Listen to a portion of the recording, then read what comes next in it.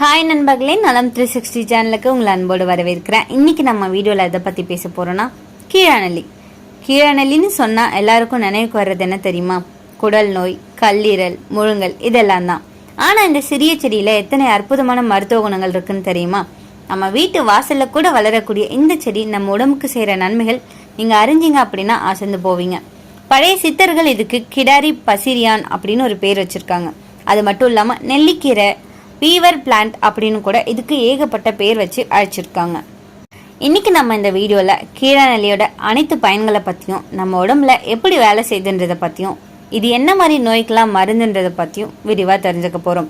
அது மட்டும் இல்லாமல் இதை சாப்பிட்றதால யாருக்காவது ஏதாவது பக்க விளைவுகள் உண்டாகுமான்றதை பற்றியும் தெரிஞ்சுக்க போகிறோம். அதுக்கு முன்னாடி நலம் 360 சேனலை சப்ஸ்கிரைப் பண்ணாதவங்க சப்ஸ்கிரைப் பண்ணிக்கோங்க. மறக்காமல் பக்கத்தில் இருக்க அந்த பெல் ஐக்கானை ப்ரெஸ் பண்ணிக்கோங்க. வாங்க வீடியோக்குள்ளே போகலாம்.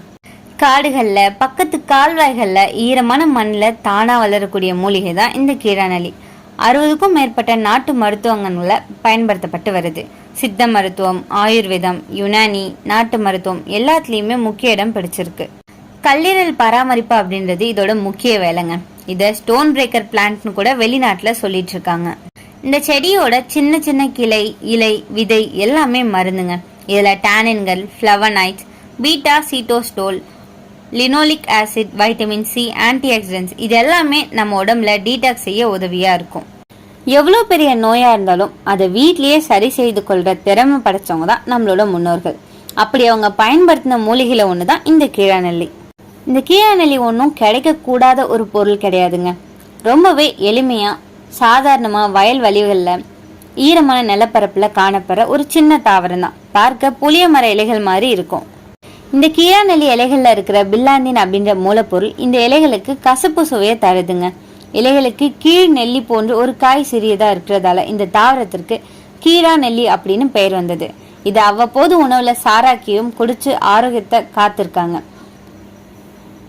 வருமுன் காப்பும் அப்படின்றதுக்கு ஏற்றபடி இதை அடிக்கடி பயன்படுத்திருக்காங்க. அது மட்டும் இல்லாம நோய் வந்ததுக்கு பிறகு கூட இதை பயன்படுத்தி நிவர்த்தி செஞ்சிருக்காங்க. இந்த கீழாநெல்லியில பொட்டாசியம், வைட்டமின் சி, இரும்பு சத்து, மினரல்ஸ், கார்போஹைட்ரேட் நிறைஞ்சிருக்குங்க. கீழாநெல்லியை அரைச்சி அப்படியே சாராக்கி குடிக்கலாம். இதை முடக்கத்தான் போன்று தோசை மாவுல கலந்து தோசையாகவும் ஊற்றலாம். கீழாநெல்லியை உலர்த்தி பொடி செஞ்சு மோர்ல கலந்து குடிக்கலாம்.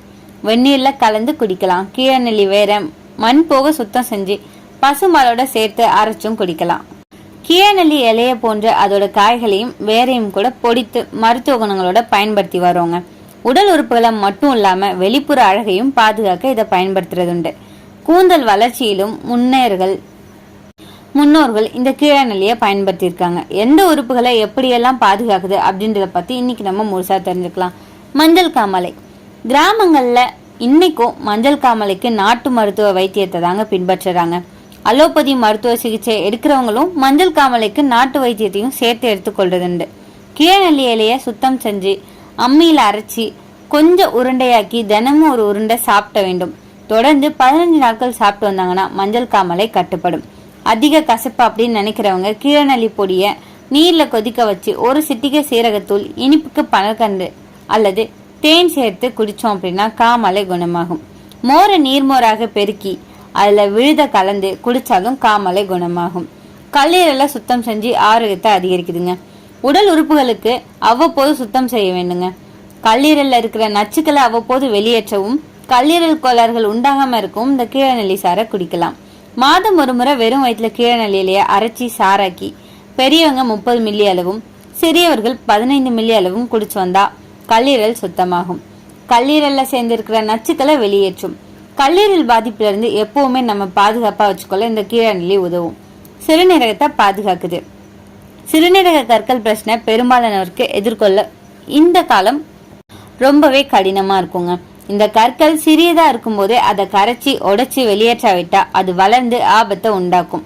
சிறுநீரகத்துல தங்கி விடுற நச்சுக்களை அவ்வப்போது வெளியேற்றினாலே சிறுநீரகத்தின் செயல்பாட்டுல கோளாறு நேராது.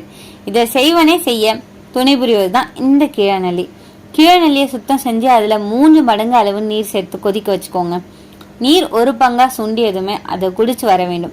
தினமும் ஒரு டம்ளர் அளவு இதை குடிச்சு வந்தோம் அப்படின்னா சிறுநீரக கற்கள் உடைஞ்சு சிறுநீரகத்துல வெளியேறும். நச்சுக்களை நீக்கி சிறுநீரகம் சிறப்பா இயங்குங்க. எல்லாரும் குடிக்கலாம். மாதம் ஒரு முறை அப்படி இல்லைன்னா 2 முறை குடிச்சு வர்றது ரொம்பவே நல்லதுங்க. நீரிழிவு நோயை கட்டுப்படுத்துது. சர்க்கரை நோயாளிகள் அதிகம் கொண்டவங்க உள்நாடுகள்ல நாமும் இருக்கிறோம். பாரம்பரியமிக்க இந்த உணவுகளை தவிர்க்காம இருந்திருந்தோம் அப்படின்னா இன்னைக்கு இந்த நோயோட தாக்கம் குறைஞ்சிருக்கும். இன்னைக்கு தீரா நோயான சர்க்கரை நோய் ரத்தத்துல கட்டுக்கடங்காம இருக்கிறதால பலரும் அவதியுறுறோங்க. இவங்க தினமும் 3 வேளை உணவுக்கு முன்னாடி இந்த கீழாநெல்லி பொடியை 1/2 டீஸ்பூன் அளவு எடுத்து வந்தாங்க அப்படின்னா சர்க்கரை கட்டுக்குள்ள வரும். சர்க்கரை நோயாளிகள் இதை தவிர்க்காம எடுத்துக்கொண்டாங்கன்னா டயாலிசிஸ் செய்வதிலிருந்து தப்பிக்கலாம். ரத்தத்துல சர்க்கரை அளவு கட்டுக்குள் இருக்கிறவங்க மருத்துவரது ஆலோசனையோட இதை நம்ம எடுத்துக்கொள்ளலாம். வெள்ளைப்படுதல் சரி செய்யும். பெரும்பாடு அப்படின்னு வெள்ளைப்படுதல் நோய்க்கு கை வைத்தியத்துல கீழநெல்லி நிச்சயமா இருக்குங்க. கீழநெல்லி இலைய சாறு பிசிந்து சம அளவு நீர் சேர்த்து குடிச்சு வரலாம். அப்படி இல்லைன்னா கீழநெல்லி இலைய சாறு பிழிந்து 5 மடங்கு நீர் விட்டு 1 பங்கா சுண்ணும் வர வச்சு பிறகு குடிக்கலாங்க. காலை மாலை 2 வேளையும் இதை குடிக்கணும்.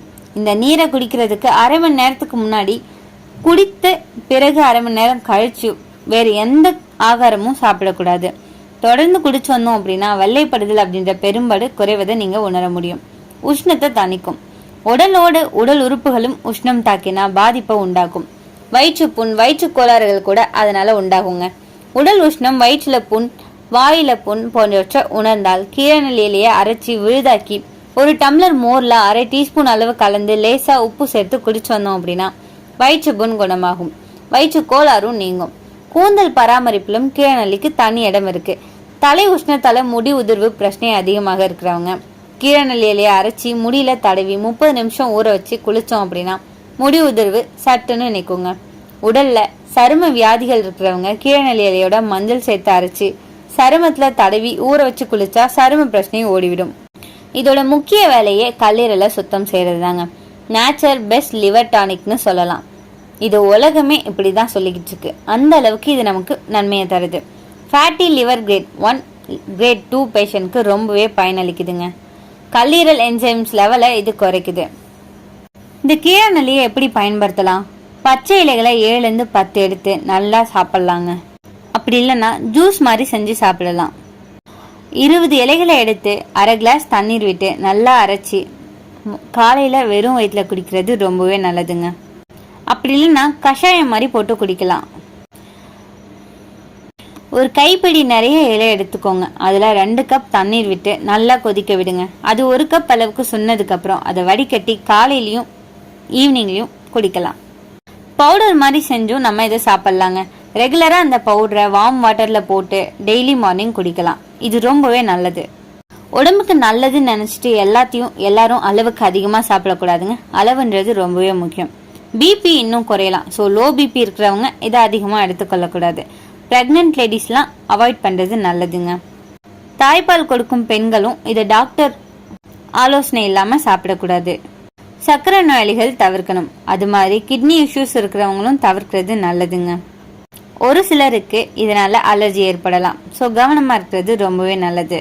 இந்த கீழநெல்லி ஒரு சாதாரண காயில்ல, இது நம்ம உடம்பை காப்பாற்றுற இயற்கையோட பரிசு.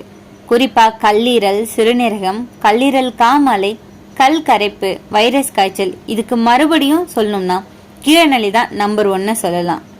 இருந்தாலுமே எல்லா மூலிகையும் சரியான அளவில் எடுத்துட்டாதான் நல்லது.